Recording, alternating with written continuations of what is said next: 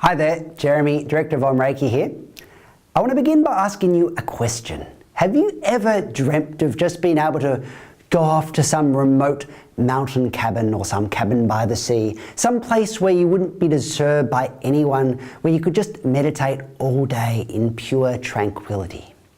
Or perhaps you've experienced a similar thing where you've gone to a meditation retreat and you've come back to the city and all of a sudden everything seems so loud and everyone seems so stressed and all the noises kind of grated on you, and you just wish that you could return back to the monastery or the retreat center and just immerse yourself in that world and not have to return to everyday life and the hassles and the stresses of it.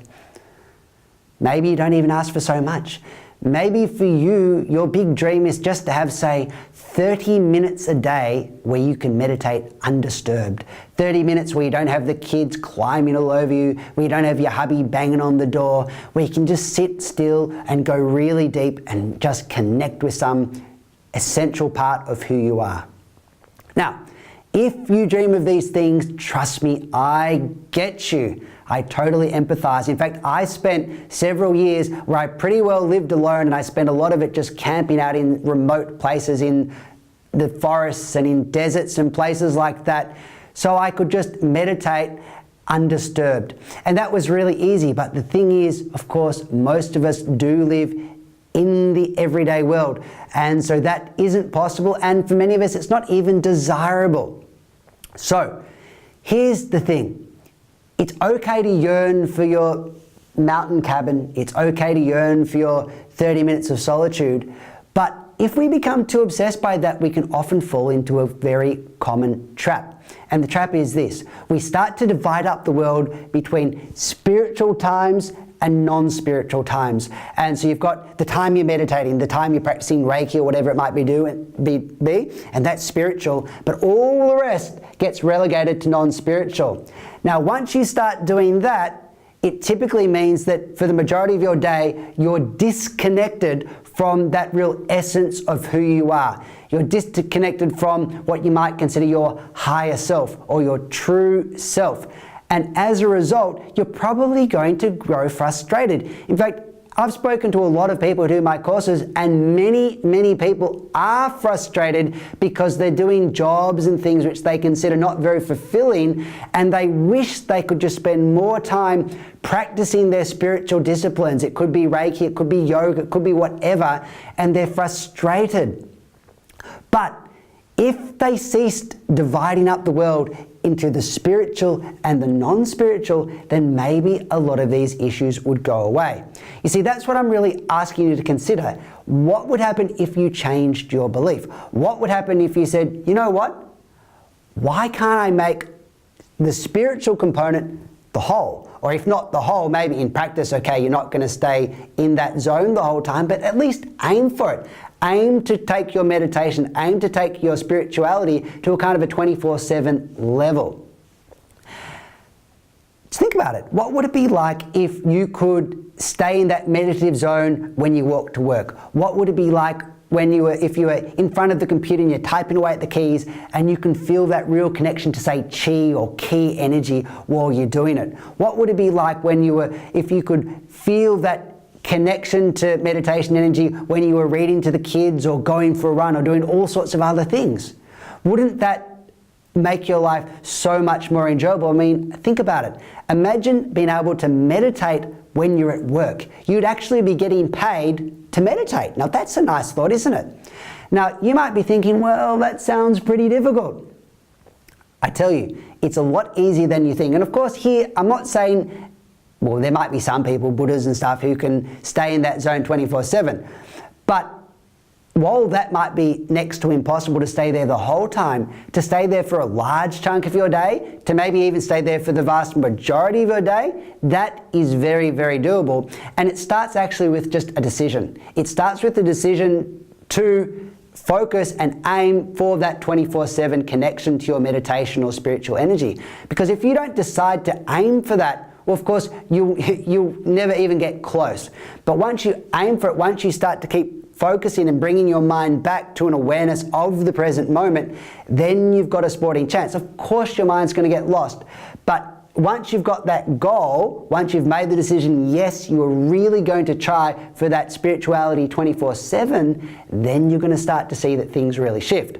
Now, as far as practical tips for implementing this strategy, the best one I know of is to really ground yourself in meditation energy at the start of the day. So a simple way to do this is just before you get into your day, before you go off to work, before you start chatting to your partner or whoever it might be, spend some time meditating, doing yoga, or whatever it is that you do that helps connect you to yourself, that helps kind of generate a chi flow within your body. Now, if you can generate that feeling of meditation-like energy in your body at the start of the day, then the key is to try to maintain it as you go throughout the rest of your day. And it starts by just easing your way very slowly out of your spiritual practice that you're doing in the morning. So let's say you're doing meditation. You meditate for half hour, or an hour is absolutely ideal for totally anchoring yourself in that meditation energy. But let's say you've only got 30 minutes. Okay, you meditate for 30 minutes, you feel an energy flow in your body, you feel that connection to that deeper part of your being. Then what you need to do is just exit really slowly. Don't kind of wait for your alarm to go off to tell you you've got to go to work. Spring up and shoot out the door. If you do that, there will be, in most cases, a disconnect between you and that beautiful meditation energy you generated. So what you want to do is always allow for a few minutes after you stop meditating to just ease your way out. And as you ease your way out of your meditation, what you need to do is just keep some of your awareness on the feelings of meditation energy, or if you are at a very early stage of your meditation and you can't actually feel chi in your body or energy in your body, just become aware of those feelings of relaxation in your body that you generated when you were meditating. So being mindful of these, you then get up slowly, and it actually helps to walk slowly, move slowly. So maybe go to eat your breakfast and just go slowly there, just chew slowly. And as you're doing all of this, try to keep some awareness on that energy in your body. Now, what you'll find is initially it can be tough to hold this connection. Maybe you go and you pour yourself some biodynamic, beautiful toasted muesli and you start eating, and before you know it, you're just like, nom, nom, nom, nom, nom, nom, and you can't, all of your awareness just goes straight out the door and you can't even remember to keep any mindfulness on that energy in your body. And then you suddenly remember, oh, I need to be mindful, but bang, the energy connection's lost and you can't get it back. This can happen at first, but then what's going to happen is you get better at holding this connection and extending the periods where you hold it further and further and further into your day, until there might be some days, particularly days where you don't have to deal too much with other people, where you actually can get the whole day sort of infused with this meditation energy. Now, another thing that happens too is maybe once you get a bit better at this, you're disconnected from that meditation energy. Let's say you felt it in the morning, you felt it when you had breakfast, but then you went to work and you had to go to a business meeting, there was a lot of discussion on some topic, and your mindfulness went totally out the door. What often happens then once you've practiced though is that as soon as that business meeting has ended, as soon as you can kind of get a few moments to yourself, then you put your awareness back in your body and voila, you feel that flow of energy yet again. So in a sense, that connection to energy becomes what I call robust. Maybe you lose it a little bit, but you can always reclaim it by just putting your awareness back in your body. So what I've found is if you practice this consistently, your results actually improve and improve and improve, and it's quite consistent. It's not in a way even like meditation, the sorts of meditation where you try to not have many thoughts. So there's a lot of them out there where you're trying to just enter a state of emptiness.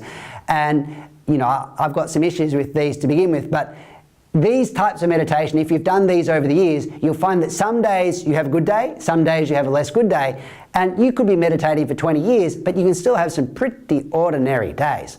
But as far as your ability to connect to energy and chi goes, that will get better. And to hold this connection to your meditation energy, that will get consistently better through the years, even through the months or the weeks, if you practice it. So the beautiful thing then is, in a sense, you can be in this world but have a kind of a connection to some higher part of yourself. It's like you're in the world but you've got a foot in heaven as well. You've got a foot in that other higher part of yourself. and that will infuse everything in your day and really bring it to life. And once that happens, you won't need to kind of yearn for those 30 minutes by yourself when you don't get distracted for meditation. You won't need to yearn for that cabin on the hill, because the feelings you get on or in the cabin on the hill, you can now start getting them as you go about your everyday, and that really shifts everything. So consider seeing spirituality as something that, at least ideally, should be lived 24/7. You know, the Zen monks talked about taking Zen out into the fields. The idea was they're meditating in their monastery, then they go out to work the fields, and guess what? They bring the same state of attention, the same meditative kind of connection to the work in the field. So that is what I recommend you at least experiment with, see how it goes. And if you ground yourself in the morning in that meditation energy, and if you then just sort of exit your meditation slowly and always keeping mindful of that connection, that feeling of energy in your body, then I think you are going to surprise yourself at your ability to take your meditation energy further and further and further, or deeper and deeper and deeper into your day. So give it a shot. I think you'll be really excited by the results. Okay, just before I end this video, I want to say one thing. If you are excited by this idea of going, taking meditation into your everyday activities, into your workplace, into your reading, into your jogging, into all these things, then check out my CBM meditation course. You'll see that there's a link down below, and it will take you to the CBM homepage, and then you can find out lots of information about it, because that course is totally designed to help you integrate meditation into your everyday life. So if you're interested, check it out. If not, I hope to see you in person sometime soon or on another video. Ciao.